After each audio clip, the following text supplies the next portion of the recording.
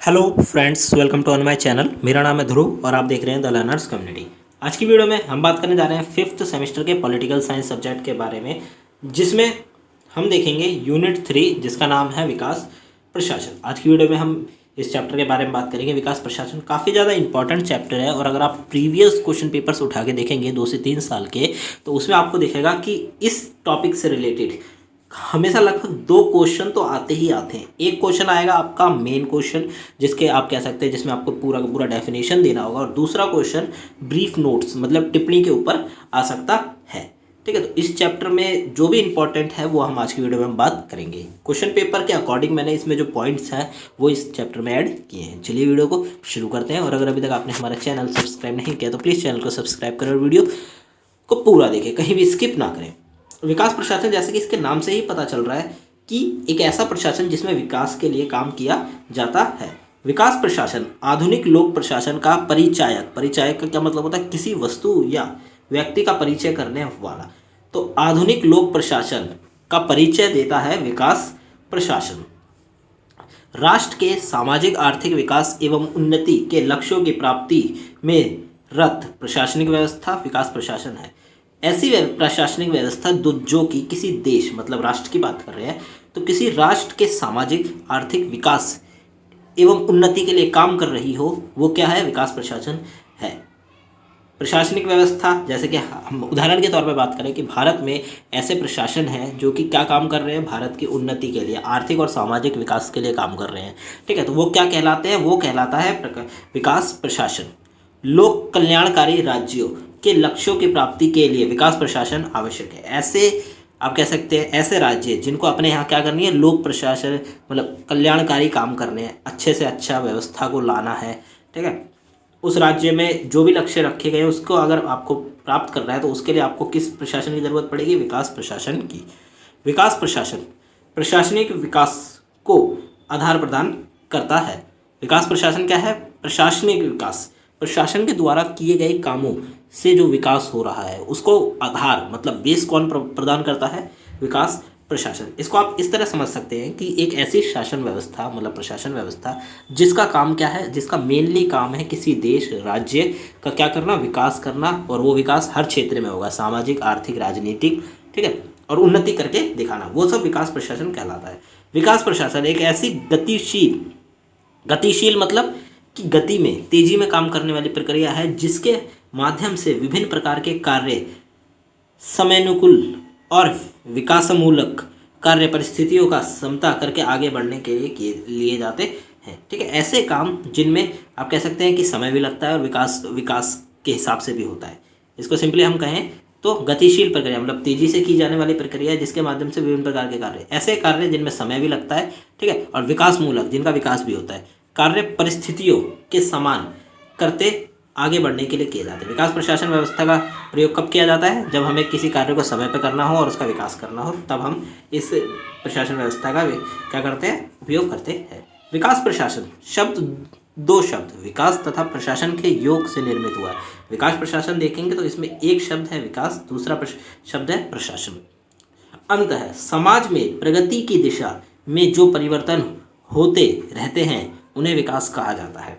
ठीक है, मतलब कोई समाज है, समाज का उदाहरण लिया जाए तो समाज में प्रगति डेवलपमेंट, ठीक है, प्रगति की दिशा में अगर प्रगति की राह में कोई परिवर्तन होता रहा है तो वो क्या है? विकास कहलाता है। विकास प्रशासन शब्द का सर्वप्रथम प्रयोग भारत के एक प्रशासनिक अधिकारी UL गोस्वामी ने अपने लेख the structure of public administration in India, एक बुक है the structure of public administration in India के अंतर्गत सबसे पहले भारत के एक प्रशासनिक अधिकारी हैं UL गोस्वामी, उन्होंने विकास प्रशासन शब्द का प्रयोग किया, 1955 में किया। इस शब्द को विस्तृत व्याख्या देने का कार्य अमेरिकी विद्वानों ने किया था। उसके बाद क्या हुआ? सबसे पहले भारतीय एक विद्वान ने इस शब्द का प्रयोग किया, उसके बाद इस शब्द का आप कह सकते हैं विस्तृत, इस शब्द के बारे में पढ़ने के लिए, आगे बढ़ाने के लिए, इस क्षेत्र में आगे बढ़ने के लिए अमेरिकी विद्वानों ने काम किया। विकास प्रशासन का अर्थ कुछ विद्वानों द्वारा प्रशासन के आधुनिकीकरण से लगाया जाता है। ठीक है, किसी भी प्रशासन का जब आधुनिकीकरण होता है तो कुछ विद्वान ये कहते हैं कि वो प्रक्रिया क्या है? विकास प्रशासन है। विकास प्रशासन सामान्य अर्थों में आर्थिक विकास की योजना बनाने तथा राष्ट्रीय आय को बढ़ाने के लिए साधनों को प्रवर्तित करने तथा बांटने का कार्य करती है। तो क्या है विकास प्रशासन? सामान्य अर्थों में क्या है? आर्थिक विकास, किसी देश का आर्थिक धन के राह में जो विकास है, आर्थिक विकास की योजना बनाने तथा राष्ट्र की आय को बढ़ाने के लिए साधनों की प्रवर्तन में बांटने का काम करती है। मतलब कोई जो संसाधन है, साधन है, उनको सेपरेट करती है ताकि उन सेपरेशन की वजह से क्या हो, किसी देश का विकास हो सके, अलग अलग सेक्टर्स के हिसाब से वो विकास आगे बढ़ सके। अंत है विकास प्रशासन का अर्थ है विकास से संबंधित प्रशासन, ऐसा प्रशासन जो कि विकास से संबंधित हो और वो प्रशासन क्या करे, देश का विकास भी करे और उस अपना भी विकास करते हुए आगे बढ़े। विकास प्रशासन एक विशेष प्रकार के उद्देश्य की पूर्ति के लिए विशेष कार्यक्रम एवं उन्नयन की भावना तथा विशेष विचारधारा है। विकास प्रशासन क्या है? एक विशेष प्रकार के उद्देश्य, उसका एक आप कह सकते हैं उद्देश्य, एक गोल है, उसके लिए वो क्या करता है, काम करता है। पूर्ति के लिए विशेष कार्यक्रम, विशेष प्रकार के प्रोग्राम्स, उन्नयन की भावना तथा विशेष विचारधारा रखता है। अब बात करें विकास प्रशासन की परिभाषाएं, तो अगर आपसे विकास प्रशासन का एग्जाम में क्वेश्चन आता है तो आपको परिभाषा तो मेनली कम से कम 1 से 2 परिभाषाएं तो वहाँ पे लिख के आनी ही है। प्रोफेसर ए विडनर के अनुसार विकास प्रशासन राजनीतिक, आर्थिक और सामाजिक प्रगति के लिए संगठन का मार्गदर्शन करता है। तो ये जो आप कह सकते हैं, ये जो परिभाषा है, ये परिभाषा ऐसी की ऐसी ही आपको याद करनी है, इसमें कोई चेंजेस नहीं किए जाएंगे। विकास प्रशासन क्या है? राजनीतिक, आर्थिक और सामाजिक प्रगति के लिए संगठन का मार्गदर्शन करता है। किसी भी संगठन को आप कह सकते हैं आगे बढ़ने के लिए मार्ग देता है, रास्ता बताता है। कौन सा? विकास प्रशासन, अगर उसको अपना राजनीतिक, आर्थिक और सामाजिक प्रगति करनी है तो। यह मुख्य रूप से कार्योन्मुख और लक्ष्योन्मुख प्रशासनिक प्रणाली पर बल देता है। मतलब कार्योन्मुख मतलब कार्य करने वाली प्रणाली, और लक्ष्योन्मुख उसके कुछ लक्ष्य होते हैं, उसको प्राप्त करने वाली जो प्रणाली है उस पर बल देता है। प्रोफेसर मोनेट गोमरी के अनुसार विकास प्रशासन का तात्पर्य अर्थव्यवस्था और सामाजिक सेवाओं में नियोजित ढंग से परिवर्तन लाना है। नियोजित मतलब आप कह सकते हैं पहले ही नियोजित कर लिया गया किसी काम को करने के, प्लानिंग के हिसाब से उस आप कह सकते हैं उसमें परिवर्तन लाना। विकास प्रशासन का तात्पर्य क्या है? अर्थव्यवस्था और सामाजिक सेवाओं में नियोजित ढंग से परिवर्तन लाना। सामाजिक व्यवस्था और अर्थव्यवस्था में प्लान करके क्या लाना? परिवर्तन लाना, डिफरेंस लाना। प्रोफेसर फेसनूड के अनुसार नवीन मूल्यों एवं सामाजिक लक्ष्यों को प्राप्त करना ही विकास प्रशासन है। बी जगन्नाथ के अनुसार विकास प्रशासन वह प्रक्रिया है जो पूर्व निर्धारित उद्देश्यों को प्राप्त करने हेतु क्रिया प्रेरित और अभिमुख होती है। इसके अंतर्गत नीति, योजना, कार्यक्रम, परियोजनाएं सभी आती हैं। तो विकास प्रशासन क्या है? एक प्रक्रिया है जो कि पूर्व निर्धारित, हमने जो पहले ही निर्धारित करे उद्देश्य है उसको प्राप्त करने हेतु क्रिया प्रेरित और अभिमुख होती है। मतलब हमने कोई आप कह सकते हो कुछ समय पहले हमने कोई गोल्स को रखा कि हम इन गोल्स को अचीव करेंगे, उन गोल्स को अचीव करने के लिए विकास प्रशासन जो प्रक्रिया है उसको अपनाया जाता है। प्रोफेसर रिंग्स के अनुसार विकास प्रशासन का संबंध विकास कार्यक्रमों के प्रशासन, खासकर विकास लक्ष्यों की उपलब्धि के लिए नीतियों और योजनाओं का क्रियान्वित से है। ठीक है, तो इसमें से आप कम से कम कोई भी दो तो याद करके ही जाइए। ठीक है, एक तो आप ये वाली जो मोस्ट इंपॉर्टेंट है, ठीक है, ये वाली प्रोफेसर विडनर के अनुसार ये वाली, और दूसरी आप इनमें से कोई सी भी एक याद कर सकते हैं। अगर आप अपने एग्जाम में ये लिखेंगे तो आपके जो मार्क्स है आप कह सकते हैं उसकी अच्छे खासे आ जाएंगे। विकास प्रशासन 2 शब्द से मिलकर बना है जो कि हमने ऊपर बताया, विकास तथा प्रशासन। विकास शब्द का अर्थ है निरंतर आगे बढ़ना और प्रशासन का अर्थ है सेवा करना अथवा सेवा के लिए प्रबंधन करना। तो विकास का क्या है? निरंतर आगे बढ़ना। अगर विकास हम किसी देश की अगर हम देखें, देश के दृष्टि से देखें तो क्या होगा विकास? उस देश की अर्थव्यवस्था आगे बढ़ रही है, सामाजिक व्यवस्था अच्छी है, ठीक है, राजनीतिक व्यवस्था बहुत अच्छी है, शासन प्रशासन की व्यवस्था जो अच्छी है, तो वो क्या है? वो उसका विकास है। और प्रशासन व्यवस्था क्या है? मतलब प्रशासन क्या है? सेवा करना अथवा सेवा का प्रबंधन करना। शाब्दिक अर्थ में विकास प्रशासन में जनता की सेवा के लिए विकास कार्यों को भी शामिल करना है। अगर हम शब्दों के अर्थ में देखें तो विकास प्रशासन का है जनता की सेवा के लिए विकास कार्यों को करना। अंत है विकास प्रशासन का अर्थ विकास कार्यक्रमों के प्रशासन तथा विकास संबंधी उद्देश्यों के लिए सरकार द्वारा बनाई गई नीतियों को क्रियान्वित करना भी है। मतलब विकास, अंत में हम क्या कह सकते हैं कि जो विकास प्रशासन है उसका अर्थ ऐसे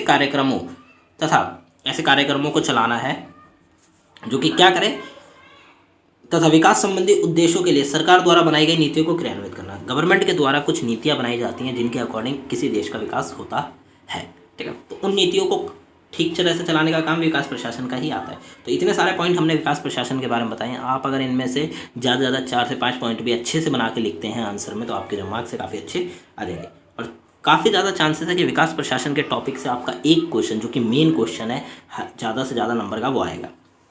सापेक्ष में विकास प्रशासन लोक प्रशासन का वह पहलू है जो सरकारी प्रभावों के माध्यम से प्रगतिशील राजनीतिक, सामाजिक, आर्थिक लक्ष्यों में परिवर्तन पर जोर देता है। तो विकास प्रशासन क्या है? लोक प्रशासन का एक पहलू है जो कि सरकारी प्रभावों के माध्यम से, मतलब गवर्नमेंट का जो प्रभाव है उसके माध्यम से क्या करेगा, प्रगतिशील राजनीतिक, सामाजिक, आर्थिक लक्ष्यों को परिवर्तन पर जोर देता है। ये जो लक्ष्य हैं इनके परिवर्तन, इनको आगे बढ़ने के लिए जोर देता है। विकास प्रशासन का द्विमुख लक्ष्य है राष्ट्र निर्माण और सामाजिक आर्थिक प्रगति।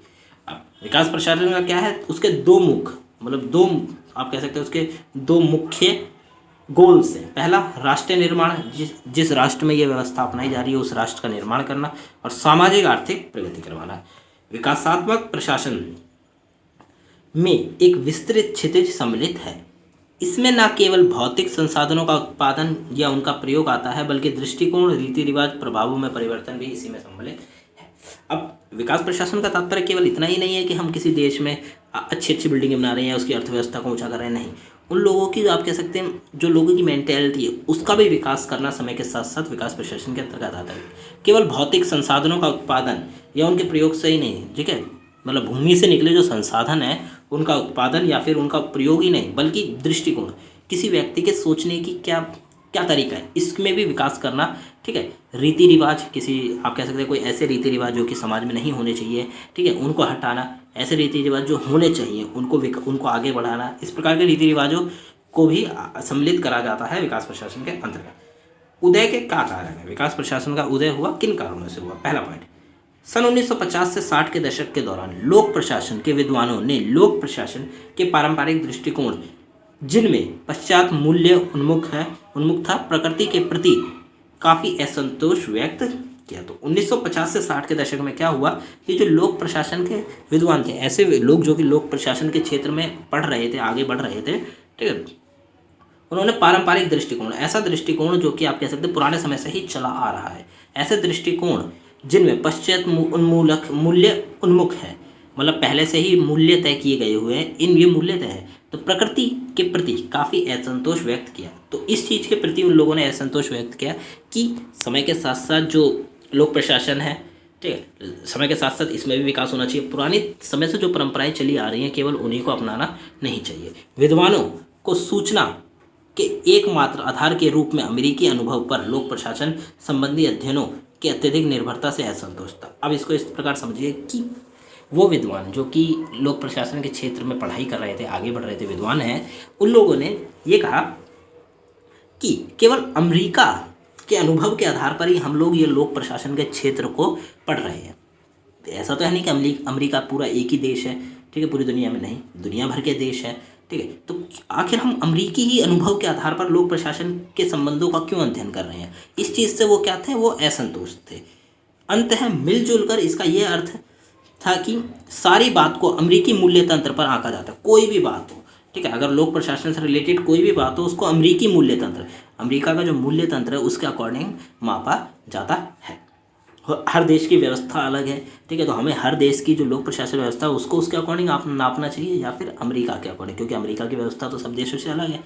इस प्रकार जिस तंत्र में तीसरे विश्व और साम्यवादी देशों के बारे में मूल्य भरित, मतलब पूर्वग्रहित युक्त विचार रहता है, ठीक है, तो अमेरिका के मूल्य के आधार पर आका था जिस तंत्र में क्या, तीसरे विश्व, जो तीसरी दुनिया है, और साम्यवादी देशों के बारे में मूल्य भारित पूर्वग्रहित युक्त विचार रहते हैं। मतलब अमेरिका तीसरे विश्व, ठीक है, और संयुक्त आप कह सकते हैं साम्यवादी जो देश है, इनके प्रति जो है, जो उसकी विचारधारा पुराने समय से आ रही है वो भी अभी चल रही है, ठीक है। तो इस विचारधारा के आज भी इसी विचारधारा के आधार पर उन लोगों देशों को नापना एक गलत बात होगी। इस चीज़ से वो क्या थे, असंतोष थे। तो सिंपली इस पॉइंट का इतना ही मतलब निकलता है कि 1950 से 60 के दशक में जो विद्वान थे वो असंतुष्ट थे, क्योंकि जितनी भी लोक प्रशासन की व्यवस्था का अगर मूल्यांकन करा जाता था या नापा देखा जाता था, पढ़ा जाता था उसके बारे में, वो अमेरिकी अनुभव के आधार पर, और ये उन्हें पसंद नहीं आया, क्योंकि हर देश की व्यवस्था अलग है, तो हर देश के अलग प्रकार से उसके लोक प्रशासन को अध्ययन करना चाहिए। द्वितीय विश्व युद्ध के बाद अनेक अफ्रीकी एशियाई देश स्वतंत्र हो गए और वे सामाजिक, आर्थिक, राजनीतिक एवं प्रशासनिक विकास के विभिन्न चरणों में थे। तो सेकेंड वर्ल्ड वॉर के बाद क्या हुआ, अफ्रीका और एशिया के कई सारे देश स्वतंत्र हो गए और वे सामाजिक, आर्थिक, राजनीतिक, प्रशासन जो विकास है, प्रशासनिक विकास, उसके अलग अलग चरणों में थे। कोई देश अपना आर्थिक विकास कर रहा था, कोई सामाजिक और कोई प्रशासनिक। चूंकि इन देशों का प्रशासन अनिवार्यता विकास उन्मुख है, ठीक है, मतलब इन देशों को विकास तो प्राप्त करना ही है, ये उन्मुख है, मतलब पहले से ही है। अंततः विद्वानों में इन देशों के प्रशासन का अध्ययन करने की उत्सुकता पनपी। अब जो विद्वान थे, अब वो चाहते थे इन देशों का अध्ययन करना, ठीक है, जो नए नए देश अभी आप कह सकते हैं फ्रीडम इन्होंने प्राप्त करी है, स्वतंत्र हुए हैं, इन देशों के बारे में अध्ययन करना विद्वान चाहते थे। उनका अध्ययन वास्तुतः विकास प्रशासन का अध्ययन बन गया। उसके बाद क्या हुआ, उन्होंने जो अध्ययन किया वो वास्तव में क्या बन गया, विकास प्रशासन का अध्ययन बन गया।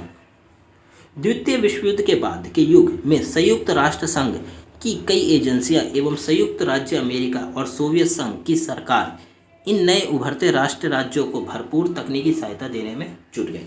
अब क्या हुआ, सेकेंड वर्ल्ड वॉर के बाद संयुक्त राष्ट्र संघ ने क्या करा, उसकी कई सारी एजेंसियां और संयुक्त राज्य अमेरिका यूएसए तथा सोवियत संघ यूएसएसआर, इनकी सरकारों ने क्या करा, मिलकर जो नए देश बने हैं, स्वतंत्र हुए हैं, उनको तकनीकी सहायता प्रदान करने का काम किया और सहायता में जुड़ गई।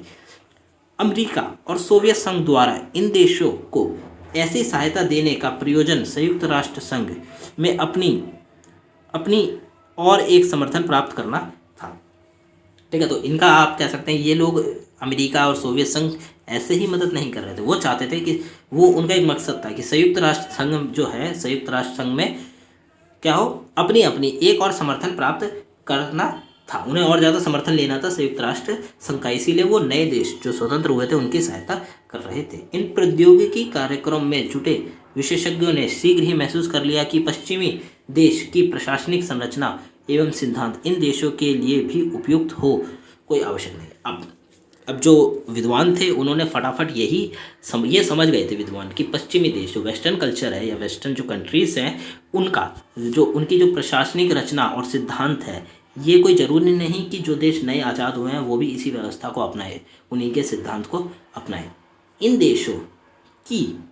देशों को दी जाने वाली सहायता का उचित उपयोग करने में उन्हें समर्थ बनाने की विधियों की खोज करने के उद्देश्य से उनके प्रशासन तंत्र का अध्ययन करना की आवश्यकता थी। अब जो नए देश आज़ाद हुए हैं उनका किस प्रकार विकास हो सके, ठीक है, दी जाने वाली सहायता का उचित, जो भी सहायता उन देशों को दी जा रही है, कोई भी देश चाहे वो अफ्रीका का हो, चाहे वो एशिया का हो, अगर आज़ाद हुआ है उसको कोई सहायता दी जा रही है तो वो उस सहायता का किस प्रकार अच्छे से प्रयोग करे, इसके बारे में क्या करना पड़ेगा, इसके लिए उस देश का अध्ययन करना पड़ेगा। उन्हें समर्थ बनाने की विधियों की खोज करने के लिए उद्देश्यों से उनका प्रशासन तंत्रों का अध्ययन, उस देश का प्रशासन तंत्र किस प्रकार का, इस चीज़ का अध्ययन करना आवश्यक था। तभी विद्वान ये जान पाते कि जो उदाहरण के लिए अफ्रीका का कोई देश हो गया, ठीक है, अमेरिका और सोवियत संघ उसे मदद प्रदान कर रहे हैं, परंतु वो देश असमर्थ है उस मदद को अच्छे प्रकार से उपयोग करने के लिए। तो इस समय क्या होगा कि हमें या फिर जो विद्वान है वो विद्वान क्या करेंगे, उस अफ्रीका के देश के प्रशासनिक व्यवस्था के बारे में अच्छे से अध्ययन करेंगे, तभी वो समझ पाएंगे कि आखिर क्या कमी है जो ये देश उचित प्रकार से सहायता का उपयोग नहीं कर पा रहा है, ठीक है। और उसके बाद जब वो खोज लेंगे वो प्रक्रिया खोज लेंगे कि किस प्रकार ये देश उसका उपयोग कर सकेगा, उसके बाद उसको बताया जाएगा। तीसरे विश्व के देश में समय और प्रकृति संसाधनों की काफ़ी कमी थी, जबकि उनकी आवश्यकता तुरंत और तीव्र सामाजिक आर्थिक विकास थी। अब देखिए, जो तीसरी दुनिया के जो देश थे, देशों में समय और प्रकृति संसाधनों की काफ़ी कमी थी, समय की भी कमी थी और प्राकृतिक जो संसाधन थे उनकी भी कमी थी, जबकि उनकी आवश्यकता तुरंत एवं तीव्र सामाजिक आर्थिक विकास की थी। उनकी क्या आवश्यकता थी उन देशों की जो नए आज़ाद हुए हैं कि उनका सामाजिक और आर्थिक विकास क्या हो, तेज़ी से हो। ये लक्ष्य निष्क्रिय प्रशासन की सहायता से नहीं प्राप्त किया जा सकता थे, जो बंद और यथावस्थावाद यथास्थितिवादी था। ठीक है, तो इसका क्या मतलब है, सिंपल सा, कि जो देश थे नए आज़ाद, उनको फटाफट अपना तीव्र गति से सामाजिक आर्थिक विकास करना था। अंत है एक ऐसे प्रशासन तंत्र की आवश्यकता महसूस की गई जो विकसित देशों के प्रशासनिक ढांचों से भिन्न हो, और इस प्रकार विकास प्रशासन की संकल्पना का अभिभर हुआ। तो क्या हुआ, अब तीसरी दुनिया के जो देश हैं उनको फटाफट अपना आर्थिक और सामाजिक विकास करना था। तो विद्वानों ने सोचा कि एक ऐसा मॉडल लाया जाए या फिर एक ऐसा सिद्धांत लाया जाए जो कि वेस्टर्न, मतलब जो विकसित देश हैं, जैसे कि वेस्टर्न कल्चर हो गया, ठीक है, सॉरी वेस्टर्न कंट्रीज हो गई, अमेरिका या फिर सोवियत संघ, ठीक है, तो ये जो देश हो गए, इनकी विकास से, मतलब इनकी स्थिति से अलग हो, इनके प्रशासनिक ढांचे से अलग हो, और ये जो नए देश हैं आज़ाद हुए हैं, उन देशों का विकास भी उस देश से तेजी हो सके। ठीक है, तो किसको अपनाया गया, विकास प्रशासन की व्यवस्था को लाया गया। विकास प्रशासन के तत्व क्या है, ये भी one of the most important point है, विकास प्रशासन के तत्व। तो इनके तत्व आप कह सकते हैं इसी की विशेषता भी कहलाती है। पी.बी. राठौड़, एक प्रसिद्ध भारतीय विद्वान, ने लोक प्रशासन के क्षेत्र में अपनी कृति विकास प्रशासन के तत्व एलिमेंट्स ऑफ डेवलपमेंट एडमिनिस्ट्रेशन 2010 में निम्नलिखित विकास प्रशासन के तत्वों की पहचान की है। तो विकास प्रशासन के जो तत्व है वो निम्नलिखित है। पहला आता है परिवर्तन उन्मुखी, चेंज ओरिएंटेड विकास। इस विकास प्रशासन का केंद्रीय संबंध सामाजिक एवं आर्थिक परिवर्तनों से है। मतलब परिवर्तन उन्मुख से क्या मतलब है कि विकास प्रशासन जो व्यवस्था है उसका संबंध किससे, केंद्रीय संबंध, मतलब सेंटर में जो उसका संबंध है वो है सामाजिक और आर्थिक परिवर्तन लाना। अगर भारत की बात करें, भारत में अगर विकास प्रशासन व्यवस्था अपनाई जाती है या फिर हमने अपना रखी है, तो जो इस व्यवस्था का काम है वो है सामाजिक और आर्थिक परिवर्तन लाना। अगर सामाजिक व्यवस्था खराब है तो हम परिवर्तन ला के उस व्यवस्था को अच्छी कर सकते हैं। अगर आर्थिक व्यवस्था खराब होती जा रही है तो परिवर्तन ला के हम क्या कर सकते हैं, उसको और अच्छा कर सकते हैं। तो परिवर्तन ला के काम करना। फिर आता है सेकंड, परिणाम उन्मुख, रिजल्ट ओरिएंटेड। लोक प्रशासन को परिणाम उन्मुख होना चाहिए। इसे सामाजिक आर्थिक परिवर्तन की एक समयबद्ध अवधि के भीतर संपन्न होना चाहिए। परिणाम उन्मुख मतलब क्या मतलब है कि लोक प्रशासन का जो परिणाम होना चाहिए, जो इसे सामाजिक आर्थिक परिवर्तन की समयबद्ध अवधि के भीतर होना चाहिए। कोई भी काम जिसको अगर हमने एक लिमिटेड टाइम के अंतर्गत करना है, ठीक है, तो वो इसके अंतर्गत आता है। कोई भी काम हो गया, अगर हमें अपने विकास करना है अपने देश का, तो हमें एक समय पीरियड रखना होगा कि भाई हम अगले 5 साल में ये इस वाले क्षेत्र में विकास कर लेंगे। और क्या होना चाहिए, वो काम उस समय के भीतर संपन्न भी होना चाहिए। अगर वो काम उस समय के बाद हो रहा है तो कोई फ़ायदा नहीं है, क्योंकि वो काम लेट हो चुका है। इस प्रकार से नेक्स्ट पॉइंट आता है तीसरा, संचार, निष्ठा और समर्पण। एक प्रशासनिक प्रतिबद्धता में परिवर्तन लाने की आवश्यकता है। कोई भी प्रशासनिक व्यवस्था है उसमें क्या परिवर्तन लाने की आवश्यकता है। विकास प्रशासन को केवल योजना एवं उसके विकासात्मक कार्यों के क्रियान्वयन की ओर केंद्रित नहीं होना चाहिए, बल्कि उसका ध्यान संपूर्ण समाज में भी बदलाव लाने का चाहिए। अब केवल विकास प्रशासन जो व्यवस्था है उसका काम केवल इतना नहीं होना चाहिए कि हम किसी देश का सिर्फ आर्थिक या फिर आर्थिक तौर पर विकास कर रहे हैं, सिर्फ आर्थिक में, ठीक है, जिसमें विकासात्मक कार्यों को करना आ जाता है, बल्कि इसका ध्यान पूर्ण समाज में बदलाव लाना चाहिए कि और भी होना चाहिए। मतलब अगर समाज में कोई गलत काम हो रहा है, कोई गलत कार्य है, ठीक है, गलत चीज़ है, तो उसका विकास करना, उसको सुधारना भी विकास प्रशासन के अंतर्गत ही आता है। ग्राहक उन्मुख, विकास प्रशासन को ग्राहक उन्मुख होना चाहिए। इससे ग्राहक या नागरिक की आकांक्षाओं की और आग्रह को संतुष्ट करने का प्रयास करना चाहिए। ठीक है, इससे क्या है कि कोई भी ग्राहक या फिर हम नागरिक की बात करें, यहाँ पे ग्राहक क्या है, ये नागरिक है।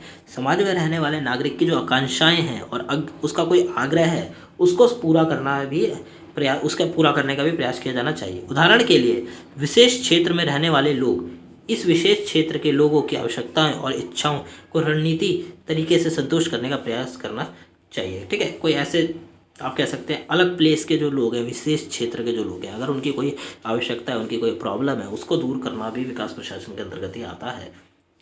अस्थायी आयाम, विकास प्रशासन की एक प्रमुख बाधा है जैसे समय। इसे इस और अपना ध्यान केंद्रित करना चाहिए कि किस प्रकार से नागरिक की आवश्यकता को एक निश्चित समय के अंतर्गत पूरा किया जा सकता है। ठीक है, तो अस्थायी आयाम से क्या तात्पर्य है यहाँ पे? इससे तात्पर्य है कि कोई भी समय या फिर कोई भी काम को एक लिमिटेड टाइम के अंतर्गत ही कंप्लीट करना चाहिए, वो नागरिक से रिलेटेड हो। कोई नागरिक की आवश्यकता है उसको एक निश्चित समय के अंतर्गत पूरा करना चाहिए। योजनाबद्ध एवं समन्वित प्रयास। विकास प्रशासन का तात्पर्य एक संगठित और नियोजित विकास की रणनीति से है। विकास प्रशासन का तात्पर्य किससे? संगठित और नियोजित, पहले से ही नियोजित प्लान करी गई हो, ठीक है, और संगठित संगठन के तौर पर सही से की जाए, रणनीति से है। इसमें नौकरशाही और नागरिक की भागीदारी की सहयोग, नौकरशाही और नागरिकों की भागीदारी के मध्य सहयोग की आवश्यकता है। लक्ष्योन्मुख प्रशासन। विकास प्रशासन को लक्ष्योन्मुख होना चाहिए। Goals oriented administration. विकास प्रशासन का मुख्य लक्ष्य आर्थिक विकास के साथ साथ सामाजिक परिवर्तन भी लाना होना चाहिए। मतलब उसके कोई लक्ष्य होना चाहिए। जब हम विकास प्रशासन की व्यवस्था को अपनाते हैं, उस पर काम करते हैं, तो उसका एक लक्ष्य होना चाहिए। ठीक है, आर्थिक विकास के साथ साथ सामाजिक परिवर्तन भी लाना। प्रबंधकीय क्षमता। विकास प्रशासन को विकासात्मक प्रक्रिया के कार्यों में प्रारंभ से अंत तक प्रबंधन के लिए क्षमता की आवश्यकता होती है। विकास प्रशासन को विकासात्मक प्रक्रिया, कोई भी विकास की जो प्रक्रिया है कि कार्य के शुरू से लेकर अंत जब तक खत्म नहीं हो जाता तक प्रबंधन की क्षमता की आवश्यकता होती है। मतलब सही प्रकार से प्रबंधन करने की आवश्यकता होती है। इसे विकास के निर्धारित लक्ष्यों की प्राप्ति के लिए क्षमता को बनाए एवं बढ़ाना चाहिए। इससे क्या होगा? विकास के निर्धारित लक्ष्य, जो भी विकास करना है उसका एक निर्धारित लक्ष्य होता है कि हमें ये बिल्डिंग फटाफट बनानी है इतने दिनों में, या फिर हमें समाज में जो गलत काम हो रहा है उसको रोकना है, चोरी डकैती को रोकना है। तो क्या है? विकास को निर्धारित लक्ष्य की प्राप्ति के लिए क्षमता को बनाना एवं बढ़ाना भी आना चाहिए। प्रगतिवादी, प्रोग्रेसिव एम, यह विकास प्रशासन की एक महत्वपूर्ण कार्य है। ठीक है, प्रगतिवाद क्या है? विकास प्रशासन का एक महत्वपूर्ण कार्य है। यह मानव प्रगति के लिए दूरगामी भविष्य को प्राप्त करने की तैयारी करता है। ठीक है, मानव की प्रगति जो है उसके लिए दूरगामी भविष्य, मतलब भविष्य में काफ़ी दूर तक क्या कोई गोल है उसको प्राप्त करने के लिए मानव को तैयार करता है। भागीदारी, पार्टिसिपेशन, लोगों को विकास के कार्यक्रमों द्वारा केवल लाभ प्राप्त नहीं होता। ठीक है, लोगों को जो विकास के कार्यक्रम चल रहे हैं उनसे केवल लाभ प्राप्त नहीं होता, वे विकासात्मक प्रक्रिया में सक्रिय भागीदार होते हैं। तो वो लोग जो विकास के लिए काम कर रहे हैं वो विकासात्मक प्रक्रिया में सक्रिय रूप से, एक्टिव रूप से भागीदार होते हैं और काम करते हैं। इसमें वे मात्र केवल विकास के साधन नहीं होते बल्कि वे विकास के साध्य होते हैं। ठीक है, विकास करने का कोई केवल जो लोग काम कर रहे हैं विकास प्रशासन के लिए वो केवल विकास करने का काम ही नहीं कर रहे। ठीक है, वो क्या है? विकास के साध्य भी होते हैं। हालांकि विकास प्रशासन में लोगों की अधिक भागीदारी की आवश्यकता होती है। तो विकास प्रशासन के अंतर्गत लोगों की क्या अधिक से अधिक भागीदारी की आवश्यकता होती है ताकि विकास और अच्छा हो सके। नेक्स्ट आता है रचनात्मक एवं नवीनता। ये विकास प्रशासन के दो मुख्य तत्व हैं। इसमें विकास की प्रक्रिया में पूरी तरह से रचनात्मक एवं नवीन होना चाहिए। तो ये क्या है? ये रचनात्मक और नवीनता क्या है? दो मुख्य तत्व हैं विकास प्रशासन के, जिसमें इसमें विकास की जो प्रक्रिया में पूरी तरह से रचनात्मक और नवीन होना चाहिए। रचनात्मक मतलब क्रिएटिव और नवीन मतलब न्यू होनी चाहिए। नेक्स्ट आता है जवाबदेह व उदारवादी। जवाबदेह या फिर उत्तरदायित्व। विकास प्रशासन को उत्तरदायित्व व जिम्मेदार होना चाहिए। जो भी विकास प्रशासन की व्यवस्था है उसको उत्तरदायित्व और क्या होना चाहिए? जिम्मेदार होना चाहिए। इसे विकास के लक्ष्यों की प्राप्ति के लिए प्रशासक के प्रति अधिक प्रेरित एवं ऊर्जाजनक होना चाहिए। कोई भी लक्ष्य रखा गया है, किसी देश का कोई लक्ष्य है, अगर हम विकास प्रशासन को अपनाते हैं, उस देश के लिए लक्ष्य रखते हैं, तो क्या है कि लक्ष्य की प्राप्ति के लिए प्रशासक के प्रति अधिक प्रेरित और ऊर्जावान होना चाहिए। विकास प्रशासन के उद्देश्य कुछ इस प्रकार है। पहला, विकास संबंधित नीतियों एवं लक्ष्यों का सूत्रीकरण करना, मतलब नए नए विकास संबंधित नीतियां बनाना और लक्ष्य को तैयार करना। कार्यक्रम और परियोजना का प्रबंधन करना। कोई भी कार्यक्रम हो गया, प्रोग्राम, कोई परियोजना हो गई, ठीक है, उसका क्या करना? प्रबंधन करना। प्रशासनिक संगठन और सक्रिय संगठन का पुनर्गठन करना। प्रशासनिक और प्रक्रिया का पुनर्गठन करना। विकास कार्यों में जनता की सहभागिता प्राप्त करने का प्रयास। कोई भी जो विकास का कार्य हो रहा है उसके उसके द्वारा क्या, जनता की सहभागिता को प्राप्त करना, मतलब जनता को भी उसमें जोड़ना। सामाजिक, आर्थिक और राजनीतिक रचनाओं की प्रगति करना, कोई भी देश में सामाजिक, आर्थिक और राजनीतिक जो रचनाएं हैं उनकी प्रगति में काम करना आता है। परिणाम का मूल्यांकन करना, कोई भी परिणाम हो गया उसका मूल्यांकन करने का काम भी विकास प्रशासन के अंतर्गत ही आता है। आधुनिक वैज्ञानिक और तकनीकी साधनों का प्रयोग करना, आधुनिक वैज्ञानिक जो हो गए और तकनीकी साधन, जो भी आप कह सकते हैं साधन हो गए, उनका प्रयोग करना। विकास प्रशासन के इन उद्देश्यों की प्राप्तियों में राजस्व, कानून और व्यवस्था तथा विकास अभिकरण सहयोग प्रदान करते हैं। विकास प्रशासन के जो उद्देश्य हैं, ठीक है, उद्देश्य की प्राप्तियों के लिए क्या, राजस्व, कानून और व्यवस्था तथा विकास अभिकरण सहयोग प्रदान करते हैं, मतलब मदद करते हैं।